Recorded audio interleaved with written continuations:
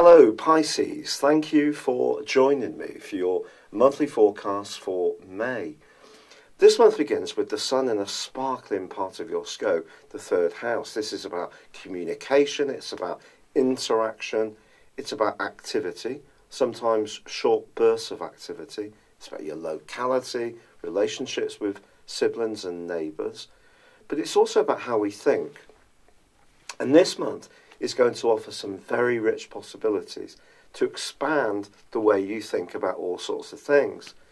Now, one of the things I do want to tell you about, which is absolutely awesome for you, is that although Uranus is going to be moving out of your sector of resources, where it's been since 2011 full-time, and it's going to move into this area through to early November this year, before moving into Taurus next year, early March through to 2026. Well, the thing with this change is that it's going to bring greater vibrancy and zest to your communications. You're going to become so much more switched on. And this excitement is all going to start to shape up from the middle of this month, not least because Mercury, the planet of communication, which has been dragging its feet in your sector of resources, where Uranus has been as well, and because of the retrograde, but that comes out of shadow on the 4th of this month. So you can start to feel that something's really evolving better for you after some of the tensions that may have shown up in April. But the wonderful thing is, once Mercury moves into Taurus too, then the pace of life is really going to pick up for you. That's on the 14th. There's a new moon in the sign of Taurus on the 15th. And that's forging a gorgeous angle to Venus. Now, Venus is in a part of your scope for the first 3 weeks of this month, which is all about your home, your environment, the more sentimental, caring and nurturing side of relationships. So I think that there could be the potential for some family get-togethers, for some reunions, for some unexpected comings and goings, perhaps with youngsters or teenagers or young adults, in your situation. But Uranus moving into this very, very vibrant location is really exciting. But the other thing that's happened is that Chiron, the planet of healing, has moved out of your sign and into the sign of Aries.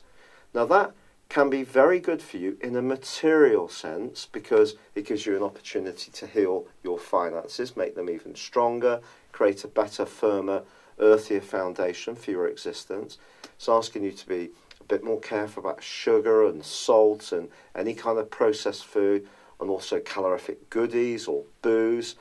These things are worth really tackling, and your nervous energy is going to be picking up in a very bubbly, zesty way. So the more active you can be, the more you can get the virtue of Chiron working in this area. Of course, Jupiter, your co-ruler, is still tracking backwards in your sister water sign of Scorpio. So that is something that does need some care through to early July, when the retrograde comes to a close. It doesn't actually come out of shadow through until about September. So if there is something you're trying to achieve that's about expansion in your life, don't take things for granted. Anything to do with higher education, travel, publishing will need you to be very applied and very systematic and thorough. Now, in another area of your horoscope, there continues to be a furnace of activity in your 11th house, which is all about aspirations, idealism, fraternity, getting together with others, cooperation, friendship, sociability. But, of course, Saturn's here too, and Saturn can throw up some obstacles and barriers. But Pluto has been here since 2008, and that's been slowly but surely seeing you evolve what you want from life. Now, in the first half of this month, Mars is in this location as well. Now, I think Mars is pretty good in the 11th house because it enables us to be individual, yet network and connect with others too. But then, in the middle of this month, Mars does move into a much trickier location, one that's to do with more psychological issues, more to do with people who don't necessarily have our best interests at heart, and to do with endings, sometimes sadness. And Mars will be in that location for 6 weeks from the middle of this month. But the ironic thing is, as I'm talking quite a lot about Uranus, is that Uranus is going to be squaring with Mars from the 7th through to the 15th, with Mars in Capricorn and Uranus in your second solar house. So that's saying be realistic about your approach to finances. Don't take shortcuts. Don't be too impetuous about taking risks with what assets you do have. And then in the second half of this month, well, Mars is moving into Aquarius, so it's a much darker location, quite frankly, much trickier one, can bring up a lot of old issues, but it's angling to Uranus, which is newly located in that sparkling, brilliant area. So it's possible that the combination of these two through to the 26th could throw up some old information, some old debris, some old thinking or conditioning, and it could see you at times feeling a bit unsettled, a bit on edge, a bit nervous, or not quite understanding how you feel at times. But the astral cavalry is there. It's coming from that wonderful new moon which occurs in mid-month, which links to Venus, suggesting that communication linked to care and caring can be very positive for you in the following month. Now, this brings us through to the 20th, when Venus moves out of its very nurturing zone into a magnificent, much more gregarious, heartwarming, affectionate, playful, glamorous, sexy location where it will be for the final third of the month. Perfect for you. But on the 21st, the Sun moves to replace Venus in the sign of Gemini. So you're still going to be looking at your roots, where you're living, who you're living with, and how. Mercury, the planet of communication, moves into this area too on the 30th. And Mercury ain't particularly happy in fourth solar houses, but it does rule Gemini. So I think for you, you could think about working from home. Having a home-based enterprise could be flexible in the way that you want. And these kind of family or personal organisational issues could really feature for you. And yet there is a tricky full moon which occurs on the 29th. Tricky in the sense that the Sun in Gemini is in an awkward angle with Saturn. So I think for you, that's asking you to think very carefully about your future direction and making sure that if you do get the urge to do something, it will work at an emotional level for you. And it will work at a professional level for you too.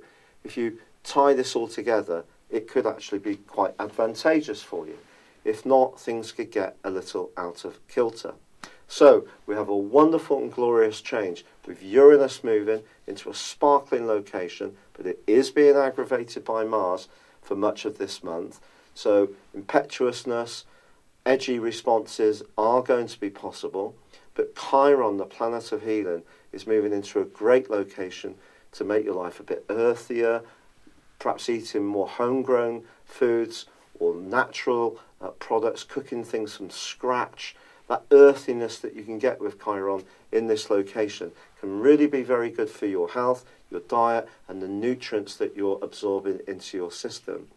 But there is also the chance to be very playful and sociable this month, to exchange ideas with the buzziness of Uranus in a more positive context.